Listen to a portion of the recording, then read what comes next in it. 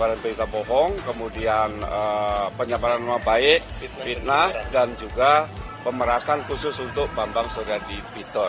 Trio CS dan Bitor itu sudah pemeriksaan awal dan kita akan melanjutkan pemeriksaan pada minggu depan. 2 laporan pemerasan dan laporan pencemaran nama baik, penyebaran kebencian serta penyebaran berita bohong ya. Sudah. Ini kita minta segera. Silakan Profesor menyampaikan.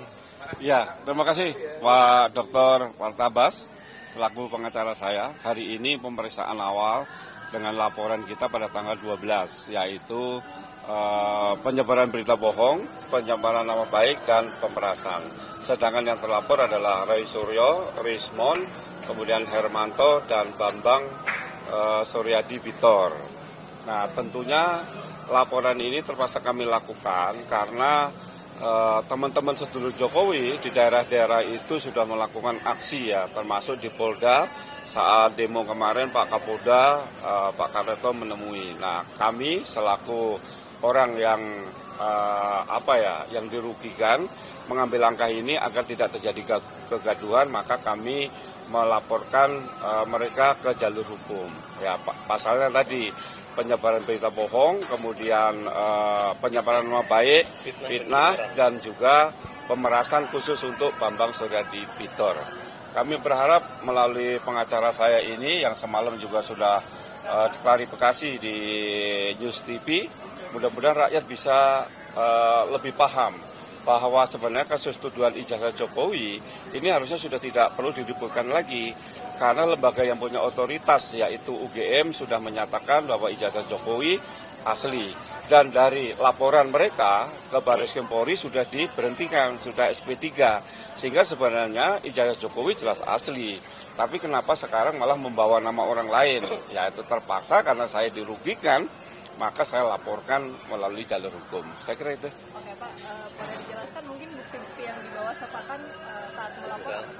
Ya, satu, yang pencemaran nama baik dan juga berita bohong, bukti-bukti video, kemudian berita online, kemudian juga saat mereka konversi pers tentang tuduhan Pak Jokowi yang menyatakan bahwa ijazah Pak Jokowi itu dicetak Pak Iman 1000%. Kemudian juga bukti transfer pemerasan. Ya, jadi si Bambang Bitor ini, khusus Bambang Bitor, minta 20 juta, kemudian hanya saya transfer 15 juta, kemudian kurang puas dan besoknya membuat berita yang sangat mencengangkan, bukan menuduh saya lagi hanya menuduh mencetak ijazah Jokowi, tapi menuduh ijazah saya palsu dan juga profesor saya palsu. Nah, ini sesuatu yang semakin banyak pasar berlapis yang nanti dikenakan oleh mereka.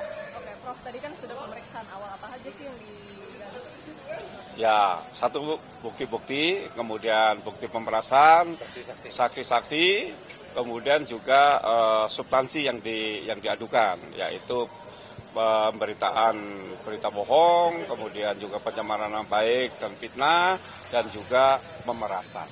Dan Prof, setelah pemeriksaan awal ini kira-kira polisi masih butuh keterangan lain lagi atau bisa masuk ke keterangan terlapor? Ya, Keterangan pelapor dan saksi. Ya, silakan. Jadi kan penyidik ya langsung menggelar 2 perkara. Nah, kemudian Profesor membawa transkrip pembicaraan dan fitnah tersebut. Nah, dan minggu depan sudah pemeriksaan saksi. Nah, jadi intinya kalau Pak Jokowi dituduh menggunakan, kalau Profesor dituduh membuat, mencetak. Nah, ini kelewatan nih. Kalau mereka sana main pistol-pistolan, ini granatnya nih. Nah, begitu marah. Kenapa? Dasarnya karena ada laporan yang dihentikan di Barreskrim. Ya, SP3. Nah, 2 SP3 masih saja. Jadi Roy Suryo CS Bitor ini sengaja membuat seolah-olah Pak Jokowi menggunakan ijazah palsu. Mereka tidak memiliki bukti dan meminta Pak Jokowi yang membuktikannya. Nah, akhirnya dengan pemeriksaan 50 saksi dan berbagai macam saksi ahli, akhirnya kasus mereka dinaikkan dari penyelidikan menjadi penyidikan. Ya mungkin dalam waktu dekat mereka akan tersangka dan akan memenuhi proses itu.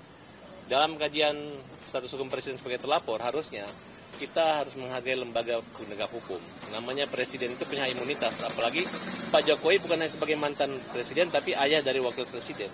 Nah, tidak ada kaitannya dengan Profesor Pak Iman yang dituduh mencetak dan membuat itu. Ya, makanya seluruh orang yang terlibat di sini, termasuk rektor yang UGM yang lama yang asal mengikuti mau mereka, Profesor Supian. kalau bisa dilaporin juga dijadiin tersangka.